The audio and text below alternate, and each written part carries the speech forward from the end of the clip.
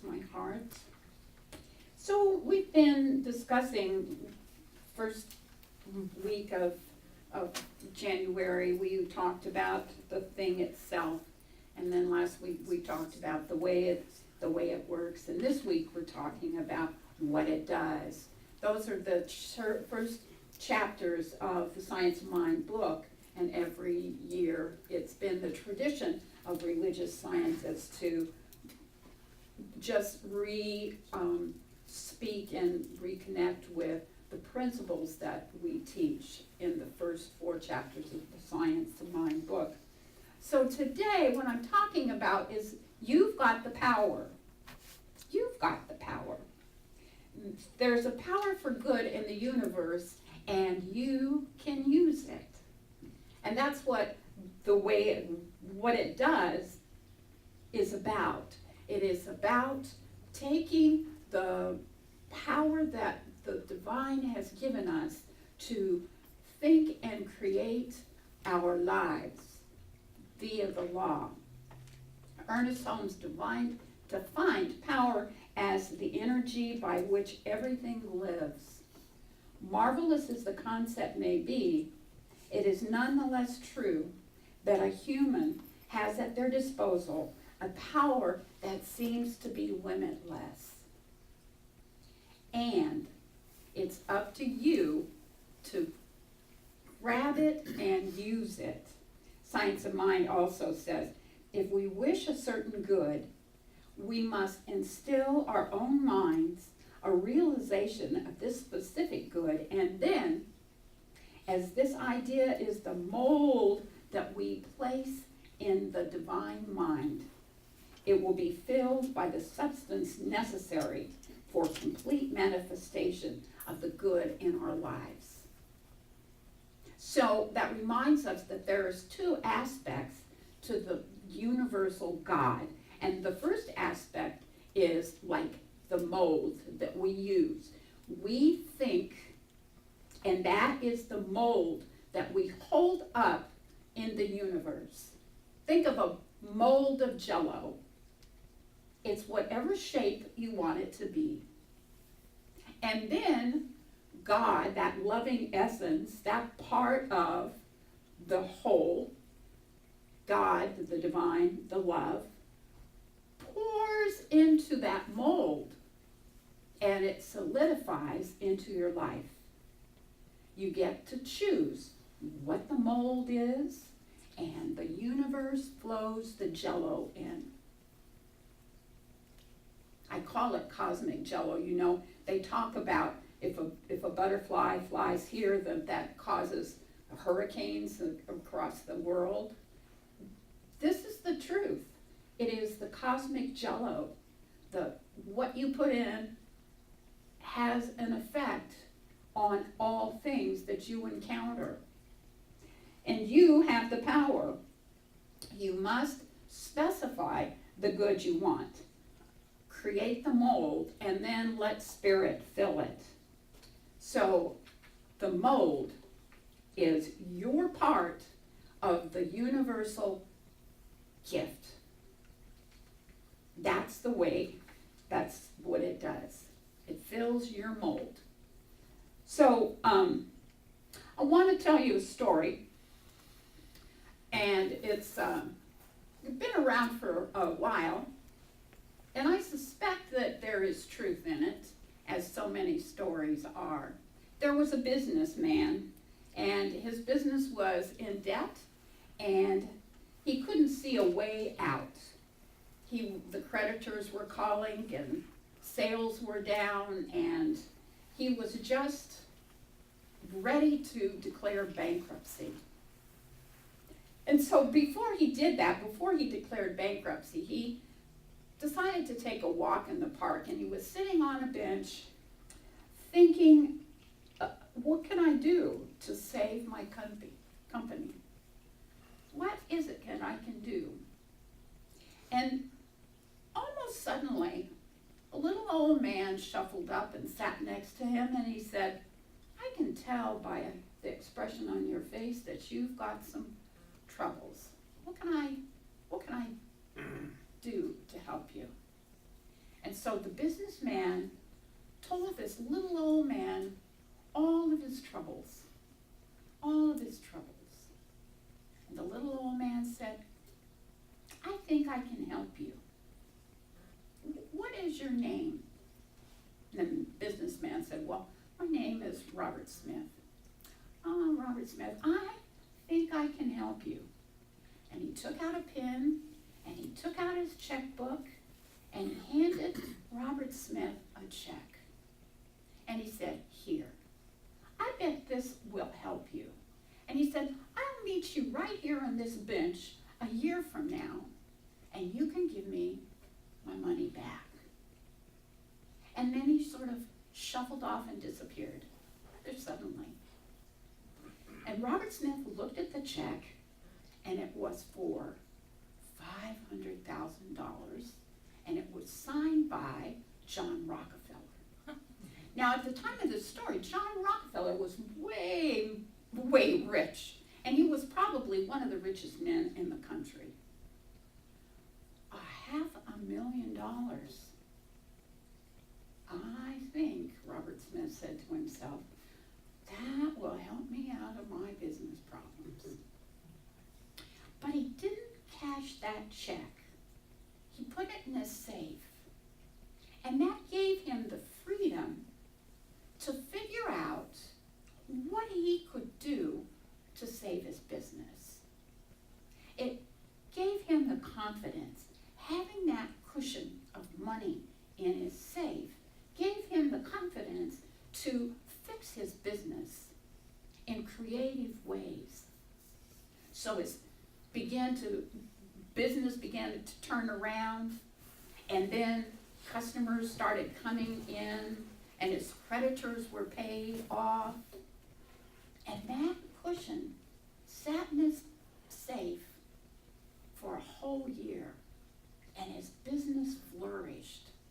That $500,000, just knowing it was there, gave him the courage, the confidence, the ideas, and the creativity to turn his business around. And so at the end of the year, on the appointed date, he took that same check signed by John Rockefeller, and he went to the park, and he sat on the bench.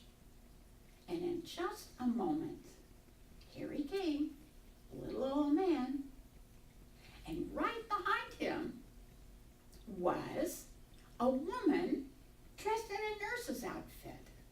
And she said, oh, thank goodness I found him. She said, I hope he hasn't been bothering you. You know, he goes around and he tells people that he's John Rockefeller.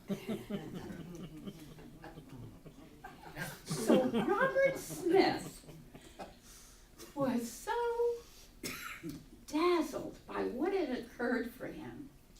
He realized that it wasn't the money that was the answer to his problems. It was the confidence and the belief in himself based on the cushion of the $500,000 he thought he had stashed away in his safe. He had the power. It wasn't about the money. It was the confidence and the belief in himself. And so, the way things work, we all have the power. It's not about money. It's about the confidence to believe in ourselves, to trust ourselves, to know that we know. We have that same universal power. All we need to do is trust ourselves. So here's the thing about this chapter and what it does, the universal what it does. And that is that our minds are the mold. And the universe, God, the essence, the mind, that which is, will fill that mold in any way that we shaped it. Now, it can can be as big as we want or as small as we want. We know that there's conversation about going to the ocean and having a thimble, and that's as much of the ocean as we get, is a thimble. Or we can go to the ocean with buckets, and that's as much of the universal whole that we get. Or we can create a whole viaduct system and just allow that essence to flow into us endlessly. It's our choice. And we have the power to create whatever we choose, to shape and mold and model what we want our lives to look like. I want to tell you this one story I heard. Now, I want to make sure that everybody understands this is not a political story, okay? It's a story about power, as told by Barack Obama. And so Barack Obama tells this story about how he was out campaigning and he was tired. And that he was in Greenwood, South Carolina. And it was raining like crazy. And he didn't have a raincoat. And he stepped out and his umbrella collapsed. And he went to this meeting at 8 o'clock in the morning and he was not feeling it. And he went into this room and there were maybe 15 or 20 people, he said. And I could tell they weren't feeling it either. It was just a bad, kind of icky, rainy, cold, no energy, blah, blah, blah kind of day. Just not feeling it. So we started talking. And from the back of the room, this little old lady who had a Sunday hat on, and he said she had a gold tooth, and she was an officer of the local NAACP, and she was also a private investigator. He said that was, I don't know, she was a private investigator, she had a gold tooth, she had on her Sunday hat, and from the back of the room, she yelled, fired up and ready to go. And then she yelled it again, fired up. And the rest of the crowd, the other 15, 20 people said, fired up, ready to go, she yelled. They all yelled back, ready to go. Fired up, ready to go. Fired up, ready to go. Back and forth, back and forth, back and forth. And suddenly, he said, I felt pretty energized. He said, I felt fired up and ready to go. And he discovered this woman, this little old woman with her Sunday hat and her gold tooth and her field of investigator, went to all kinds of meetings in Greenwood, South Carolina. And she yelled, fired up and ready to go, and people were fired up and ready to go, and she was like this character in town. Everybody knew her. Everybody knew her, and everybody was fired up and ready to go wherever she went. She had the power. She had the power to change a meeting, fired up and ready to go. She was known in her town, her city, and everybody that saw her was thinking, fired up and ready to go. She changed a meeting, she changed her town, and one little lady in her Sunday hat and her gold tooth changed that city, made them fired up and ready to go. If one little lady can do that, imagine we can do it. We can get fired up and ready to go. Maybe we'll start wearing our Sunday hats. That's the power of one person who is using the the law of the universe to create a mold, to create an idea and a concept. I don't know about you, but I know a lot of people that wander around this world looking like victims with their hang-dog attitude. Oh, woe is me. A whole country sometimes of Eeyores. Oh, is me. Now, where are those people that are fired up and ready to go? Because that's what makes a difference. Our beliefs, our ideas, our concepts of what we want our lives to look like on an individual basis, and then ultimately on a collective basis. So we can get fired up and ready to go. So that's the whole idea of the chapter about what it does. It does what we ask it to do. It fills us up with our own personal power. We have the power. We, each one of us individually, have the power.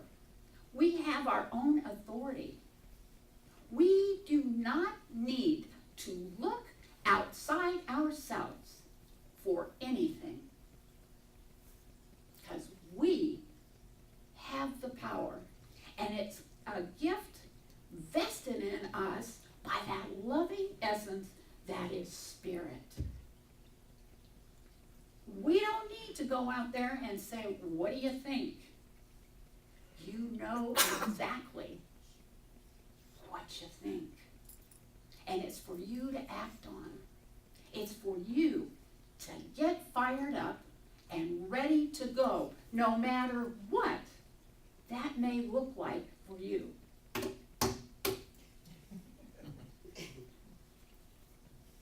And to quote my husband, there's good news around the corner. I love each one of you, and I know we are each of us capable of getting fired up and ready to go, wherever the hell that is. Namaste. Namaste. So, you join me. Woo! I know, let's get fired up and ready to go. I got my little old lady church hat on.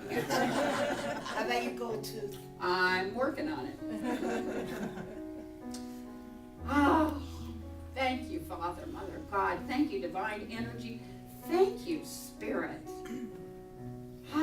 For the mold, the model of joy and excitement and enthusiasm that we have at our very fingertips. I step out of my complacency. I step out of my Eeyore mold.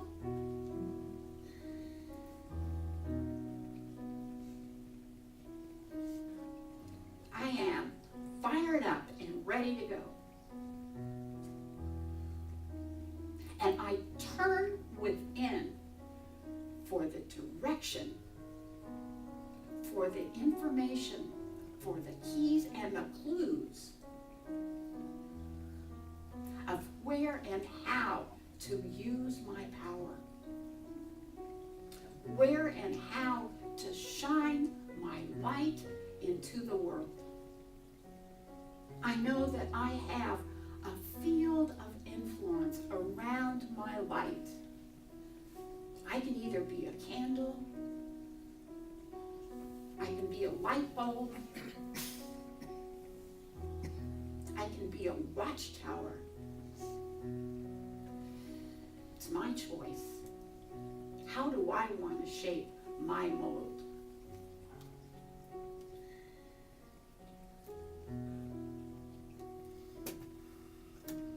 I am open in every